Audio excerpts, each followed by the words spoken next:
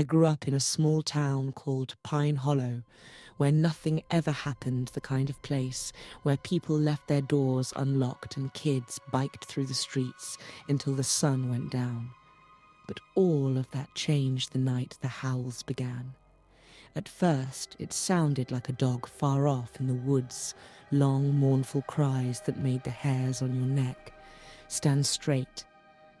But soon, livestock were found, shredded. Horses gutted cows, torn open, like someone had taken knives to them, only the wounds were too big, too savage. No human could have done it. One night, I was closing up the diner when I heard claws scrape across the pavement outside. I froze, the windows rattled with each low growl. My chest felt like it would cave in, then it stepped into the street. It was taller than any man, its body stretched with thick muscle, covered in matted black fur. Its eyes glowed yellow, its teeth slick. With blood it sniffed the air, and then it turned to me. I bolted into the kitchen, locked the door, but it smashed its claws through the wood shards, flying everywhere. I could smell its breath like rotting meat mixed with copper. I grabbed the biggest knife I could find. The sheriff found me the next morning, blood everywhere. The door ripped from its hinges, claw marks deep into the walls. He asked what happened. I just shook my head and pointed to the forest, because I knew it was still out there, waiting, hunting, and it would come back.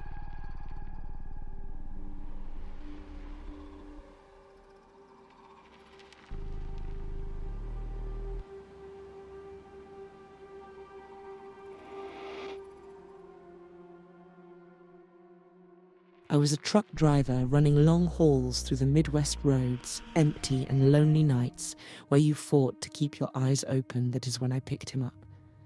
He stood by the roadside, thumb out, head lowered under the brim of his hat. He looked harmless, tired, cold. I pulled over, told him to hop in. He smiled, but there was something in his eyes, something hungry. We drove in silence for miles until I noticed his hands.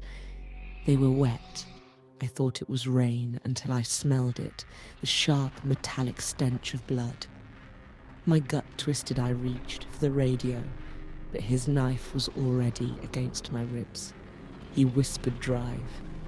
And I did miles of dark highways stretching out, while he laughed low under his breath.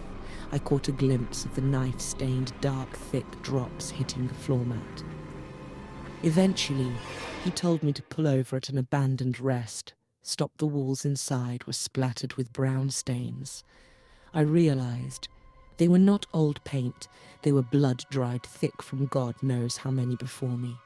He pressed the blade to my throat, leaned in, and whispered, "Do you know how many truckers I have cut open on nights like this?"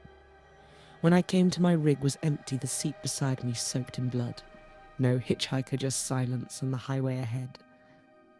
Sometimes late at night, I still see him standing on the shoulder thumb, raised eyes glinting in the dark, waiting for the next fool to stop.